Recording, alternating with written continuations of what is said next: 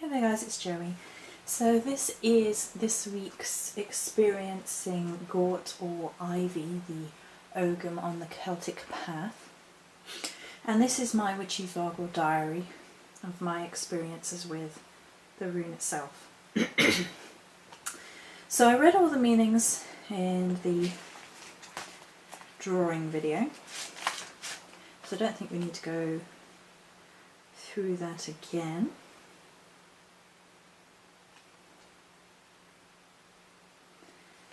So, a little bit further investigation of Ivy at the beginning of the week. Ivy and holly are bound together in ancient lore. The ivy is feminine and the emblem of the battle of sovereignty over the woods with holly, which is held to be masculine.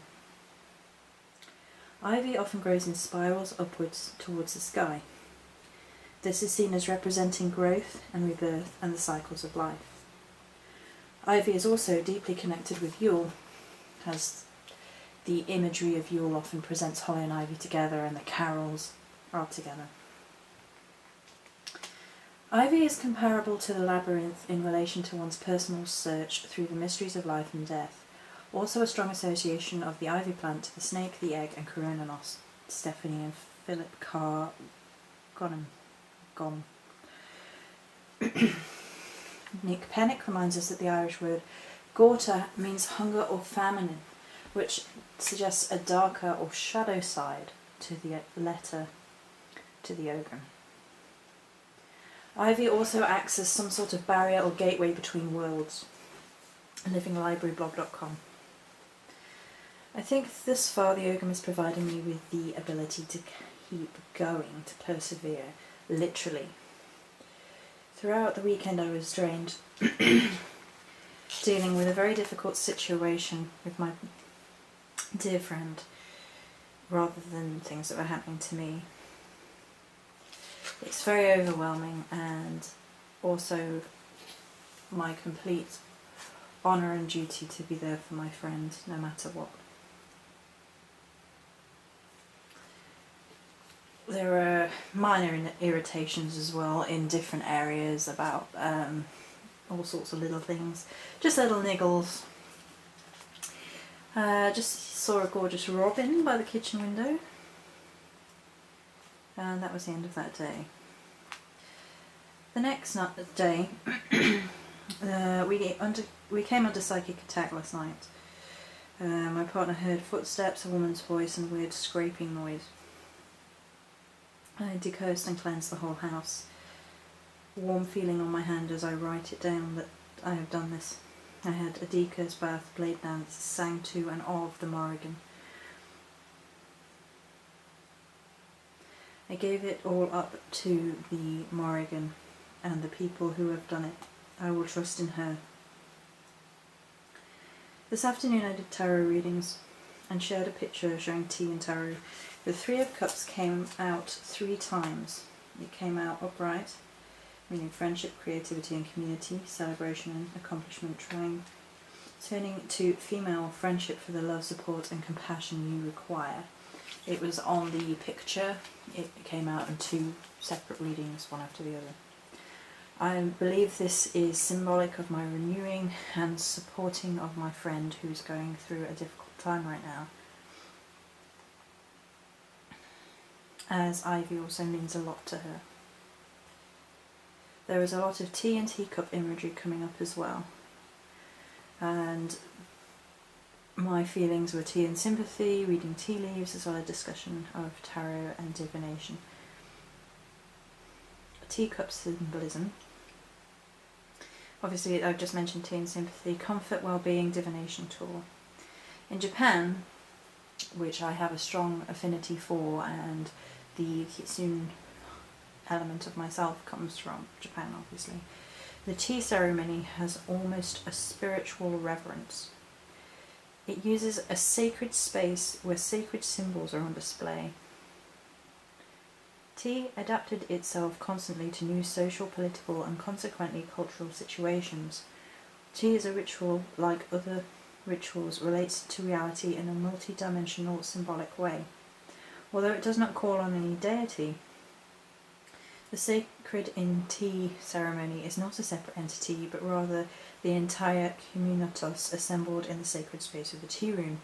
Therefore, the guests must undergo purification to be able to enter the sacred ground. Buddhism sees the sacred as not outside, but within the human.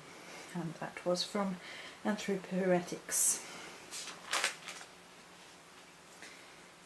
The next day. Lesson of today: I am not what I do for people. I refuse to be defined by my mother's standards. You're only worth what you're doing for her. For someone. My worth is my heart, my mind, my moral and ethical compass, my soul of being. I will not buy my way into friendships or relationships of any kind through sugary sweet lies, through gifts, through any falsehood being used to manipulate popularity. If this means I am wildly disliked, then okay, but I won't be false. Honesty is integrity, and I will live with integrity.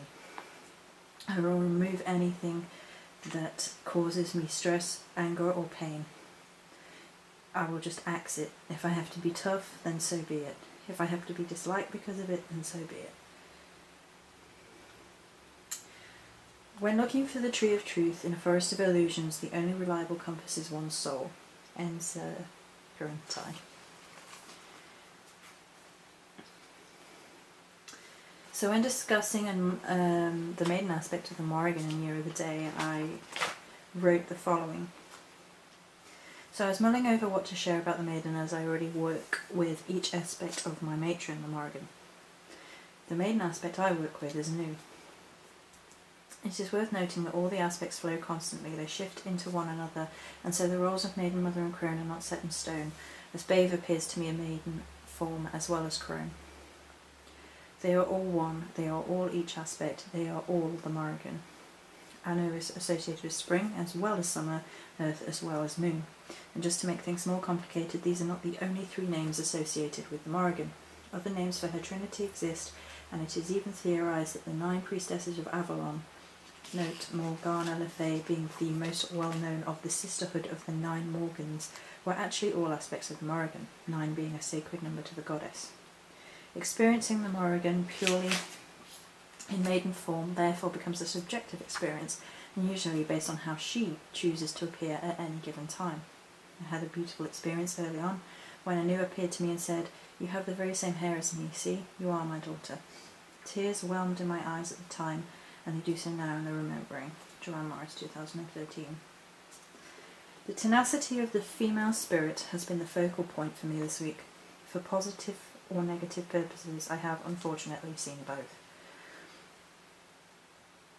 I have seen those who others have attacked get up and carry on through hardship and pain. I have seen friendship of all genders, in fact, reaching out in support across distance and differences. I have seen the will to fight in some. In the negative, I have seen the continuation of the sugar fake facade and lies. But the rain is coming. The rain of spring will wash their lies away.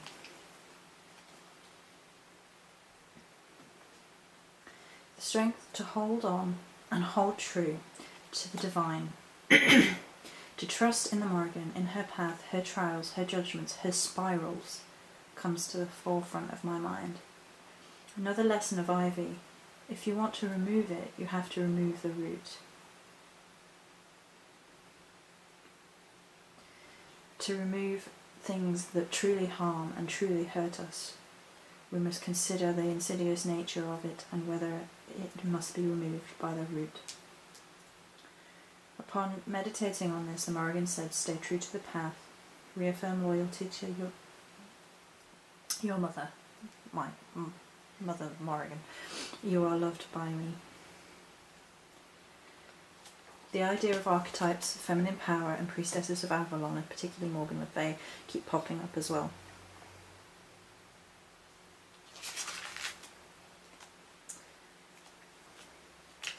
Then I wrote down about this spiral to overcome spell, which I created using the ideas of tenacity and renewal and the cycles and spirals of life, death and rebirth within our lifetime. Therefore the importance of aventurine and moonstone came up.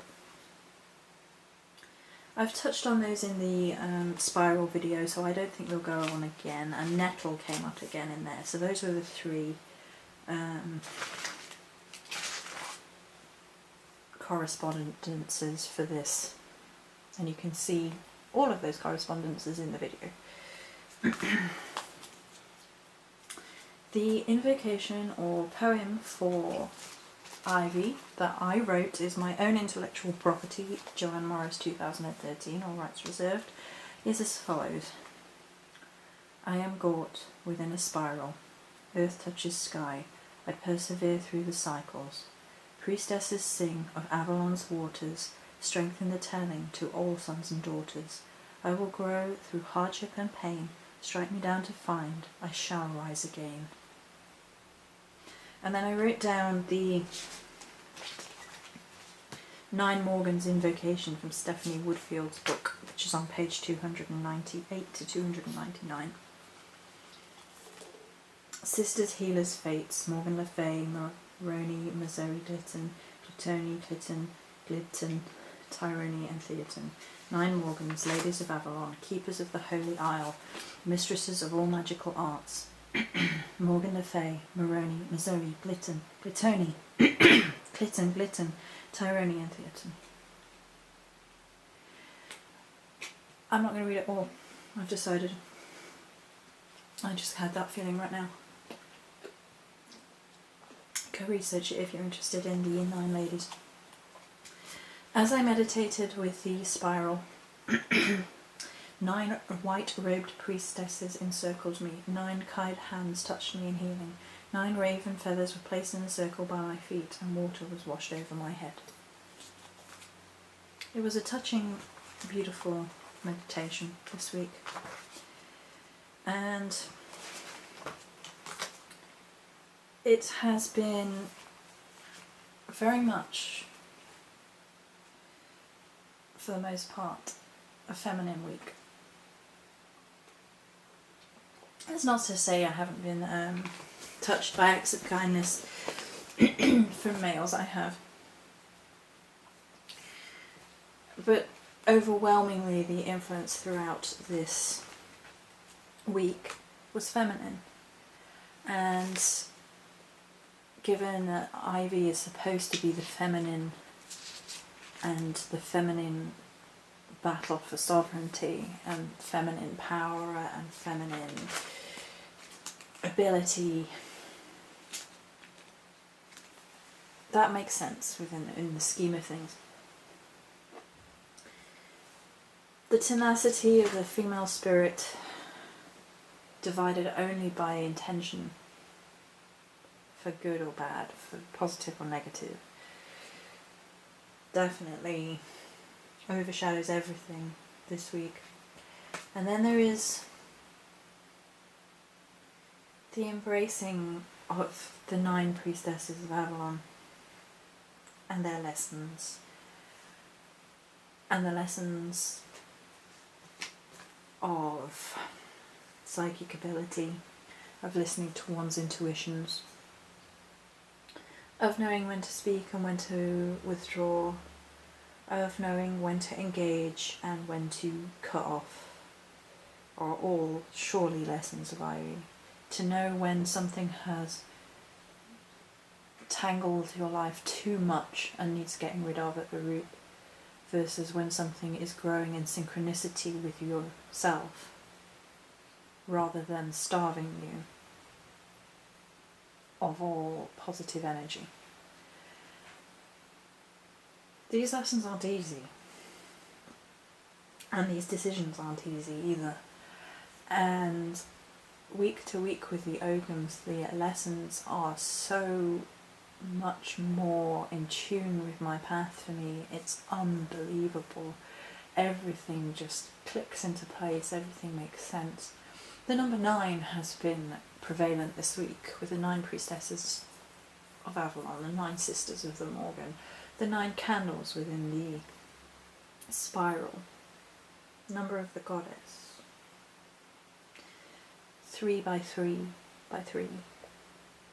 It's basically the trinities that have been so prevalent and so important in Celtic path working and in previous weeks of my path working, coming to a full cycle perhaps. And it will be interesting to see what the next cycle of this is, because I have a feeling these ogams for me are going to be cycles of 3. That the lessons of these ogams are going to come in 3s, because the first 3 have been completely and utterly synchronistic. They have worked together in a spiral, in a trinity, and come full circle. And so I honestly believe next week's ogam is going to be the beginning of something as we move forward towards Yule, and that being the beginning of something coming, the shedding off of 1 year, the purifying of self and keeping going, the bringing back of the light, and the way the ogams sort of fitted in with the cycles of nature. Holly coming up right in time for Yule, and not Holly. And if Holly's next week, there you go. But if not, I haven't chosen it yet. I haven't picked it yet.